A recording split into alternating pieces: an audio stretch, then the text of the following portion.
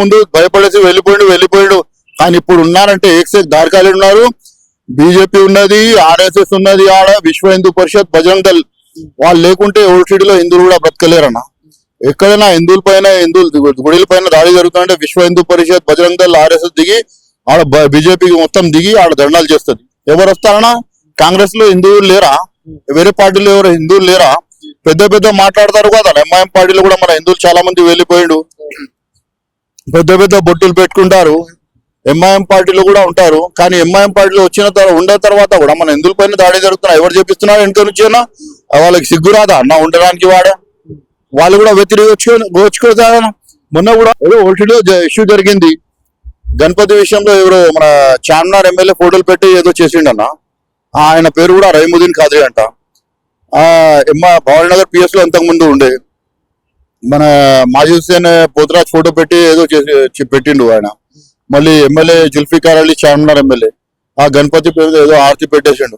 అంతా మన దేవుడి పైన అవమానం జరుగుతుంటే పోలీసు వాళ్ళు ఎట్లా ఆగిపోతారన్న? కంప్లైంట్ ఇచ్చిన తర్వాత యాక్షన్ తీసుకోరు. భవానీ నగర్ పిఎస్ లో కంప్లైంట్ ఇచ్చిన యాక్షన్ తీసుకోలేదు. ఆయన పాడిషరీ పోలీస్ స్టేషన్ లిమిట్ లో రౌడీ షీటర్ అంట. ఇంకా ఫేస్బుక్ లో పెట్టుకున్నారు ఫోటోలన్నీ. ఆ ఫేస్బుక్ లో డిపి చూస్తే పాకిస్తాన్ జిందాబాద్ మని పెట్టుకున్నాడు. మీరు చెప్పిన మాజిద్ హుస్సేన్ అంటే నాంపల్లి ఎమ్మెల్యే ఫోటో పెట్టి పోతురాజ్ పెట్టుకున్నారు. అది మన హిందూ ధర్మానికి అవమానం అన్న. అది కూడా అవమానం చేసిండు మనకి. తర్వాత మన చార్మినార్ ఎమ్మెల్యే జుల్ఫికార్ అలీ గణపతి ఫేస్ మీద ఒక పిక్చర్ ఎడిట్ చేసి పెట్టుకున్నారు. అది కూడా మన హిందూ దేవతలకి అనుమానం కదన్నా. మన ధర్మానికి కూడా వాళ్ళు ఏమంటే అటాక్ చేస్తున్నారు ఇండైరెక్ట్ గా. ఇట్లా కూడా కుట్రలు పెట్టుకొని మన ఫోటోలు పెట్టుకొని మన మీద అవమానం చేస్తున్నారు. సో దానికి మేము ఖండించడానికి ముందుకు పోతే పోలీసు వాళ్ళు యాక్షన్ తీసుకోవడం. పిటిషన్ పెట్టినాం, కోర్టులో కూడా నడుస్తుంది కేసు. అరెస్ట్ చేసుకోవడానికి పోలీస్ డిపార్ట్మెంట్ ముందుకు వస్తలేరు. ఆయన పాడిషేరు పోలీస్ స్టేషన్ రౌడీ షీటర్ ఉన్నాడంట రహీముద్దీన్ ఖాద్రీ. ఇంకొకటి ఏదో యూపీలో ఇష్యూ జరిగింది. ఆయన డిపి మీద ఫేస్బుక్ లో ఇన్స్టాగ్రామ్ లో పెట్టిండు. అరే 2 కరోड़ లోక్ జాకే వహా పర్ బదలా లేంగే అంటున్నాడు డైరెక్ట్ గా. అది ఫేస్బుక్ ఓపెన్ గా కనిపిస్తుంది. మనం హిందువులు ఎవరో సైదాబాద్ లో ఇన్స్టాగ్రామ్ లో ఏదో వస్తే మన హిందూ అబ్బాయి ఖాళీ షేర్ చేసుకున్నాడు. నా 150-200 మంది ఎంఐఎం కార్యకర్తలు వాళ్ళ ఇంటి పైన దాడి చేసిండు. కానీ మేమైతే దాడులు చేస్తలేము, లీగల్ గానే పోతున్నాం. లీగల్ గానే మన బాబాసాహెబ్ అంబేద్కర్ మనకి ఒక కాన్స్టిట్యూషన్ ఇచ్చిండు. దాని ప్రకారంగా మన ఏక్ దేశ్ ఏక్ విధాన్ లాగా పోతున్నాం. మన దేశంలో ఒక మన కాన్స్టిట్యూషన్ ఉన్నది. దాని ప్రకారంగా మన సిద్ధాంతం ఉన్నది, సంస్కృతి ఉన్నది. దాని ప్రకారంగానే పోవాలని మేము అనుకుంటుంటే వాళ్ళు దాడుల పైన దాడులు మన హిందువుల పైన దాడులు చేస్తున్నారన్నా. ఎప్పటివరకు ఎక్కువగా మేము కూడా సహించామన్నా. మాకు కూడా తెలుసు ఎక్కడ గుద్దపల కొట్టాలని కూడా తెలుసన్నా. మాకు ఎవరికి కూడా ఏం చేయాలన్నా తెలుసు. కానీ అక్కడి వరకు మేము పోవద్దుమని నోరు మూసుకొని పైగట్ట మాట్లాడతారు. కానీ నిజంగా మీరు ఓల్డ్ సిటీలో వాళ్ళ ముస్లింస్ కు భయపడుతున్నారు. అదేవిధంగా అక్కడ భయపడుతున్నారు అనేది గట్టిగా టాక్ అయితే వస్తుంది. ఇప్పుడు ఆర్ఎస్ఎస్ కానీ లేకపోతే బజరంగ్ దళ్ కానీ వీళ్ళంతా కూడా పైన మాటలే కానీ భయం అనేది. ఒకటి చెప్తా, ఆడ ఓల్డ్ సిటీలో మైనారిటీ అంటూ ఉంటే ఇప్పుడు హిందువులు ఆడ మైనారిటీ లాగా మారిపోయింది.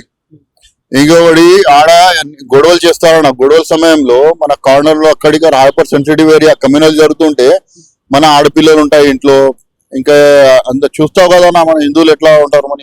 మనం కొట్లాడుకోవడానికి దానికి దీనికి వాళ్ళలాగా గుండెల్లాగా మనం ఇద్దరం ఉంటాం, 11 మంది ఉంటారు. మనం ఇద్దరు కలిసి ట్యాక్స్ కడుతుంటే వాళ్ళ ఖాతా బులేసా ఉంటది వాళ్ళకి. మరి ఎట్లా ఉంటాయంటే మొత్తం వాళ్ళు మన కష్టపడితే వాళ్ళు తింటున్నారన్న. కానీ ఉల్టా మన మీద దాడి చేసి ఓల్డ్ని ఖాళీ చేయడానికి ప్రయత్నిస్తున్నారు. అంతకుముందు నిజాంకి కూడా ఒక మైండ్ లో ఒకటి సెంటిమెంట్ ఉండే, అరే నే భయ్ మే దక్కన్ హైదరాబాద్ ఆంధ్రాకు నేను తుర్కిస్తాన్ చేస్తామని. అక్కడి నుంచి పుట్టింది ఎంఐఎం పార్టీ కదన్నా. కాసిం రష్మి ఏడు నుంచి వచ్చారన్నా. రజాకారులు దాడి చేసిండు, ఎక్కడి నుంచి చేసిండు? ఆ పార్టీ నుంచే కదన్నా. దాని తర్వాతనే కదా ఎంఐఎం పార్టీ పుట్టింది. ఇప్పుడు అదే కంటిన్యూగా నడుస్తూనే ఉండేది. ఓల్డ్ సిటీలో అంతకుముందు లక్షల మంది ఉండే మన వాళ్ళు.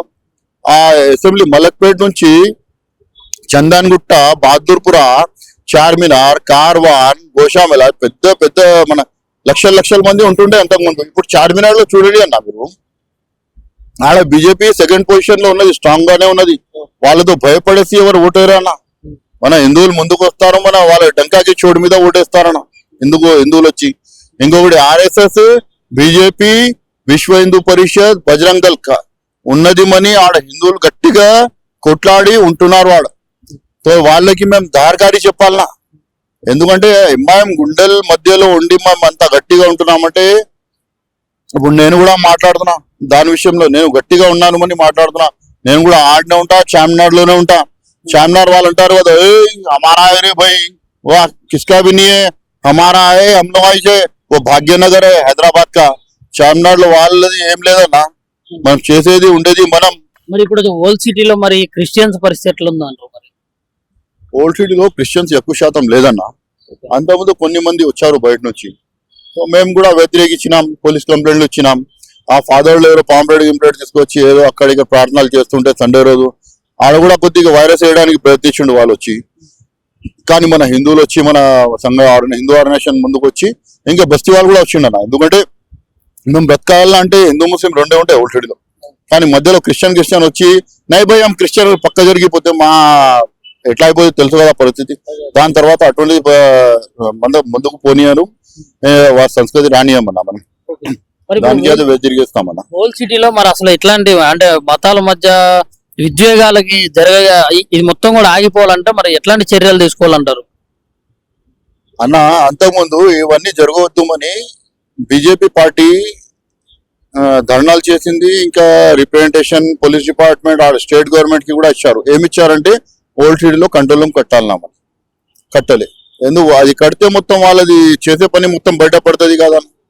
ఇల్లీగల్ పని అలా మొత్తం ల్యాండ్ గ్రాబింగ్ వాళ్ళదే ఉంటది. ఎందుకంటే హిందువులు మొత్తం ఇల్లు తీసుకుంటున్నారంటే ఎవరు తీసుకుంటున్నారట? వాళ్ళే దబాయించుకొని తీసుకుంటున్నారు. ఆ కోణాలు అక్కడిక్కడ హిందువులు ఇల్లులు ఉంటాయన్న. దానికి ఏమంటే వాటర్ సీవరేజ్ లైన్ ఒకటి మనకి ఎసెన్షియల్ ఉంటుంది, అది బంద్ చేస్తారు. లైట్ బంద్ చేస్తారు. ఏడో బ్రతకాలన్నా మళ్ళీ ఇంకా పెద్ద పెద్ద ఒక గల్లీలో ఒక 4 మస్జిద్లు ఉన్నాయి. ఆ లౌడ్ స్పీకర్లు వాళ్ళకి ఎంత డెసిమల్ పెట్టాలన్నా ఏం పెట్టాలన్నా ఆ వాయిస్ ఖతర్నాక్ ఉంటుంది. లోపల గమ్ గమ్ అని కొడుతుంటది. పిల్లలు చదువుతున్నారు, దాని విషయంలో ఎవరు ఆలోచిస్తారు? ఎస్ఎస్సి ఎగ్జామ్లు ఉంటాయి, పిల్లలు ముందుకు పోవడానికి ఏదో చదువుకుంటారు, ఎక్కడ కాలేజ్ అదే సిస్టమ్ నడుస్తూనే ఉంటది. వర్క్ ఫ్రమ్ హోమ్ ఉంటది, అది ఏముండదు వాడ. మొత్తం వాళ్ళ లౌడ్ స్పీకర్లు అంటే లౌడ్ స్పీకర్ నడుస్తూనే ఉంటది. పాంచ్ నమాజ్ అంటారు, అదే 12 నమాజ్ 20 నమాజ్ అవుతుంది, అయిపోయిందన్న. పొద్దుగాల 4:30 నుంచి స్టార్ట్, రాత్రి 12 బజే వరకు నడుస్తుంది. ఏమన్నా అంటే జగనగి రాత్ అంటారు, అది అంటారు, ఇది అంటారు. అన్ని వాళ్ళకి అయిపోయినాయి, మనకి ఏముందని మనం ఏమైనా చేస్తే ఎవరో సో నంబర్ కొడతారంట, పోలీసు వాళ్ళు వచ్చి నిలబడతారు. అరే బంద్ కరో భయ్ 10 బజే 10 బజే అంటే మనకి పెట్టించి ఆ భజన్లు ఆర్కెస్ట్రా నడిపిస్తూ ఉంటే, బరాత్ గిరావన పోతూ ఉంటే బంద్ చేస్తారు. రాత్రి పగలు వారు 3:30కి కానీ పటాకాలు కొడతారు. ఇంకా గిర్ఫాలు చేసుకొని ఒక కార్ తీసుకున్నారంటే పెద్ద బరాత్ లాగా తీస్తారు వాళ్ళు. వాళ్ళకి ఆబ్జెక్షన్, మనకి అన్ని మనకి ఉంటాయి అన్నాడు. కానీ కూడా మేము బ్రతుకుతున్నామన్నా, కొట్లాడి బ్రతుకుంటున్నాం. మన హిందూ ధర్మం గురించి బ్రతుకుంటున్నాం, మన హిందువుల గురించి బ్రతుకుంటున్నాం అన్న. ఎందుకంటే మేము బీజేపీ, ఆర్ఎస్ఎస్ కూడా ముందుకు వస్తాయి, విఎస్పీ, బజరంగ్ దళ్ అది ఎప్పుడు కూడా అండంగా ఉంటది మన హిందువులకి. ఇంకా చార్మినార్ కాడ ఉంటున్నాం, Bahadurpura, Charminar, hyper sensitive area. అంతకుముందు చాలా క్రిమినల్ జరిగినాయి, బస్తీ ఖాళీ అయిపోయినాయి. కానీ అంత అయిన తర్వాత మేము ఉంటున్నాం అన్నాడు.